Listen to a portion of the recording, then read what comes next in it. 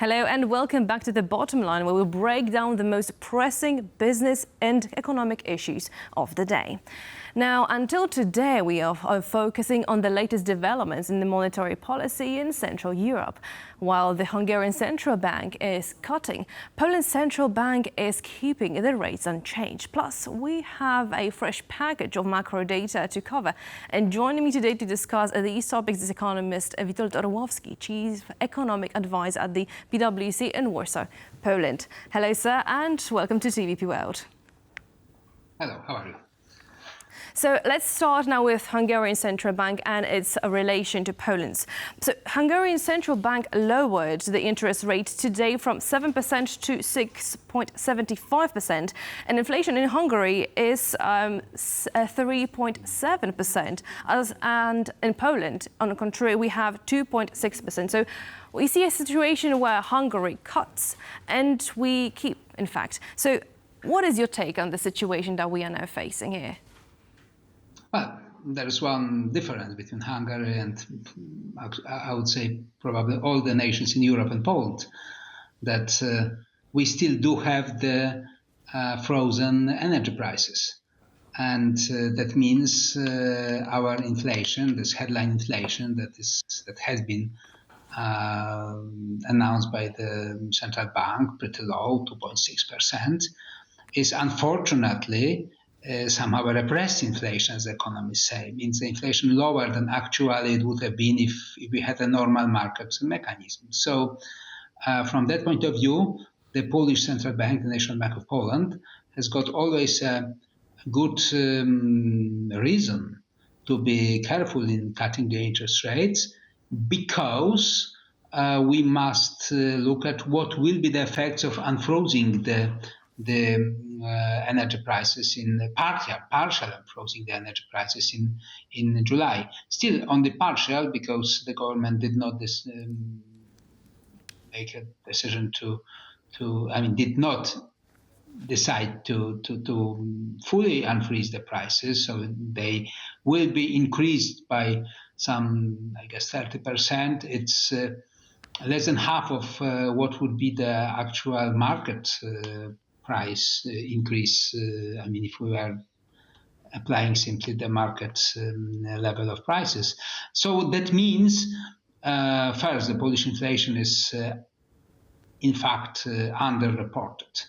And this is not about cheating in statistics or anything like that. It's just because of the political decisions. It's lower than actual, and the central bank can always say, we've got to wait at least until, let's say, September, once we see the effects of this the partial unfrozen of the energy prices, to make our mind, should we cut the interest rate or not.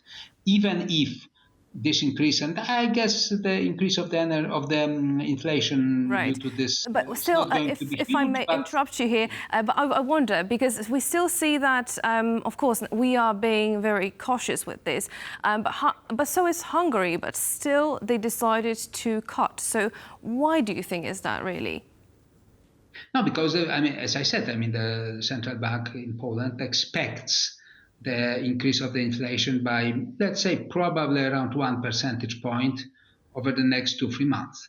So actually, the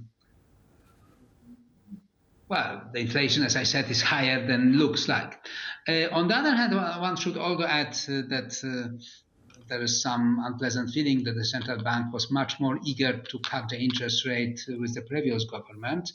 Actually, they did cut the interest rate a year ago, less than a year ago, once the situation was not giving any basis of such a decision. And, majority, I would say, almost all the observers were claiming that that was because of the political will of the central bank to support the previous government. With the current government, definitely we do not see this type of a will at the majority of the Monetary Policy Council. And in general, I would expect the Polish Central Bank to be very cautious with interest rates. Right. Which leads me, in fact... They've got some reasons. The second point is there seems to be still some politics behind that. which actually what you mentioned now, which leads me to my next question, because tomorrow now the Constitutional Responsibility Commission will in fact look at the case of central bank's governor. So do you think that Glapiński's record provides ground for putting him in front of this trade tribunal? What do you think? Well, it's a complex story, there's no doubt about that. And let me repeat something that I have been telling about that for many months. I mean, first, this list of accusations against Professor Glapiński, majority of them do not seem to be very, very important enough to put the president of the central bank behind it, the tribunal. The stories like financing the budget deficit, without breaking the letter of the law, but breaking the spirit of the law. That was something that all the banks in the world have been doing so during the pandemic. So those accusations are relatively weak. There is one strong accusation, and actually something that I already said 2 minutes ago. I mean, there are some good reasons to believe, and President Glapiński, Professor Glapiński, although has made many comments that made it absolutely clear that he was politically motivated in his decisions, then he was a strong supporter of the previous government, and that he, almost openly been declaring that he would try to help this government to keep the power. And this is something that does not have any, it cannot happen simply. And the president of the central bank, by definition, must be absolutely apolitical. And this is a major crime against the constitution and the law if the president of the central bank is a political figure and if the politics is influencing his behavior. The point is that I'm not sure to what extent the lawyers can prove really that the president of the central bank did break the rule of the being apolitical, but that's the only serious accusation against. It's a very, very valid point. It's very difficult to prove. Exactly. Now, let's move on to data, perhaps, because we do see that now when we are facing data coming from Poland, that we are facing sluggish industrial production, now weak consumer demand. We are also seeing recently, really, the drop in construction. So, to your mind, from your expertise, what now does this data point to? Well, I wouldn't be afraid of the consumer demand. I mean, the wages in Poland are growing at two-digit speed. So the real wages are growing at a speed in the enterprise sector are growing at the speed of some now 7-8% in real terms. So the consumer demand is obviously booming, even if there are some slowdowns sometimes. I mean, we've seen already in the first quarter of this year that the consumer demand was the main factor behind the growth, economic growth. A more complex story happens to be with the investment, because here we still do not see the effects of the EU money that has been unfrozen, but it will take time before they appear.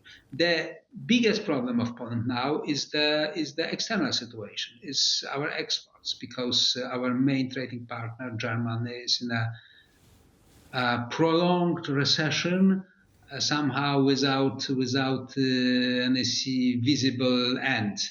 And given that the Polish industry, I mean, what we see here on the film next to me is the Polish industry that has got, I would say, at least half of the production. Exactly. And like you mentioned, we also observe now the decline export from Germany. I believe that we are talking about the 7.5% year over year. Now, having all of that in mind and what you just laid out for us, so how does it feed into the GDP projections? Because, for instance, if I may quote here Polish Finance Minister Andrzej Domański, he says that the target for the 2024 is 3.1%, meaning that it is safe. However, we do have now some analysts that are already saying that the growth growth will not surpass the 3.0, and that are the analysts coming from PKO, or will be in fact slower than 3.1, and these analysts were from mBank. So what is your take on this? Well, my personal forecast for since many months was something between 2.5 and 3%. But it's ridiculous to make a big story out of the difference between 3.1 and 2.8. I mean, given that the GDP growth is the estimate, and at least half a percentage point of this level of uncertainty, I would say still around 3%, maybe 2.5 to 3% is a decent growth rate. The problem is the structure of this growth, because for the time being we see only the domestic demand, and more precisely for the time being only the consumer demand being behind it, while the exports is really poor, because of the situation. And that leads us to the situation in which the GDP of Poland will be growing, but with probably most likely with a growing foreign trade deficit and the current account deficit. Poland can afford it. I mean, we still did have, since recently, a current account surplus, small current account surplus. We can afford 1 or 2 years of the deterioration of the current account and the trade deficit. That is not visible for the time being, it must happen.